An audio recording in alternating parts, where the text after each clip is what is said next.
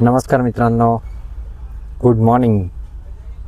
आमची सकाळ तर 3 वाजताच होते.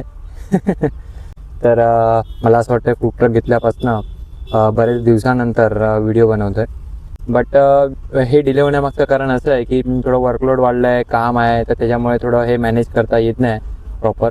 But me day by day try करतो आहे की जसं आपण लास्ट टाईम स्टार्टिंगला जे व्हिडिओ टाकले होते त्या हिशोबाने कंटिन्यू करायचं.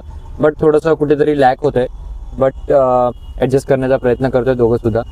तर खूप वेळ खूप कमी भेटतो या सगळ्या गोष्टी, म्हणजे एक्स्ट्रा ऑर्डिनरी ज्या गोष्टी आहेत त्या करायला खूप वेळ कमी भेटतो.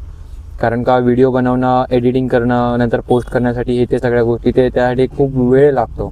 तर ते ॲक्च्युली थोडं कुठेतरी असं टाईम थोडा मिसमॅच होतं आहे. बट ठीक आहे, आम्ही करण्याचा प्रयत्न करतो आहे. तर खूप म्हणजे फूड ट्रक घेतल्यापासून खूप मजा येते काम करायला. कारण का कुठेतरी असं एक मनातनं फील होतं की आपण एक स्टेप पुढे आलो आहे ऑलरेडी.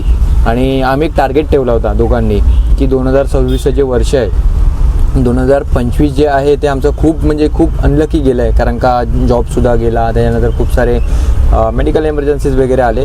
बट त्यातून आम्ही दोघांनी ठरवलं की ह्या सिच्युएशनमधनं आपल्याला स्टँडअप व्हायचं आहे. तर आम्ही दोघांनीसुद्धा टार्गेट ठेवलं होतं की 2026 हे आपल्याला काहीतरी करून दाखवण्याचं वर्ष आहे. तर ॲटलिस्ट 2026मध्ये आपण स्वतःला प्रूव्ह केलं पाहिजे की वी आर कॅपेबल. तर आम्ही ठरवलं होतं की काहीतरी आपण करायचं. बट आम्हाला टाईम भेटला होता 2025च्या एंडिंगपर्यंत. तर आम्ही तिथूनच स्टार्टअप केला होता 2025च्या एंडला. आणि तिथून आम्ही सुरुवात केली स्टॉलपासून.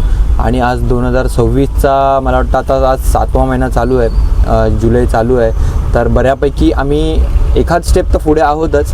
आणि अजून पुढे जाण्याचा खूप प्रयत्न करतो आहे. डे बाय डे स्वतःला इम्प्रूव्ह करण्याचा प्रयत्न करतो आहे, नवीन काहीतरी शिकण्याचा प्रयत्न करतो आहे. खूप एन्जॉयमेंट येते, खूप मजा येते. कारण ज्या वेळेला आपल्याला समजतं की आपण जेवढे इफर्ट्स देतो आहे तेवढं आपल्याला रिटर्नसुद्धा भेटत आहे. तर त्या टायमाला ती जी सिच्युएशन आहे त्या सिच्युएशनला आपण जेव्हा बीट करतो ना, त्या टायमाला आपल्याला काम करायला सुद्धा मजा येते. कारण मी एफर्ट्स देतो आहे तर मला तेवढं रेव्हेन्यूसुद्धा, माझं तेवढं हे सुद्धा भेटतं, मला इंटरेस्टसुद्धा मला भेटतो आहे त्या कामाचा. तर ह्या सगळ्या गोष्टी खूप इम्पॉर्टंट आहेत. आणि मला तर वाटतं आहे की नोकरी म्हणजे वेस्ट ऑफ टाईम आहे. बट ठीक आहे, नोकरी बॅड असं नाही, बट करत राहायला पाहिजे. बट साईड बाय साईड काहीतरी स्किल काहीतरी इम्प्रूव्ह करायला पाहिजे.